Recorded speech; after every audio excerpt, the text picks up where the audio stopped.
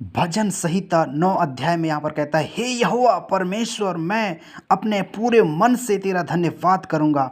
मैं तेरे सब आश्चर्य कर्मों का वर्णन करूँगा। मैंने तेरे कारण आनंदित और प्रफुल्लित होऊंगा।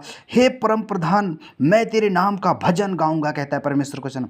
प्रियजनों, हम देखते हैं यहाँ पर परमेश्वर का वचन, राजा दाऊद कहता है, मैं परमेश्वर का पूरे मन से धन्यवाद करूँगा और मैं सब उसके आश्चर्य कर्मों का वर्णन करूँगा। मतलब ये सृष्टि में जितने भी लोग हैं, जितने भी बेटा बेटी हैं, सबको परमेश्वर कह रहा है कि उसके नाम को हम धन्यवाद करें। यीशु मसीह आप सबको सहायता करेगा, वो यीशु मसीह आप सबको सपोर्ट करेगा। मेरे प्रियजनों, आइए हम सब लोग यहाँ पर आनंदित हो जाएं, प्रफुल्लित हो जाएं, मग्न हो जाएं और परमेश्वर के नाम की स्तुति करें।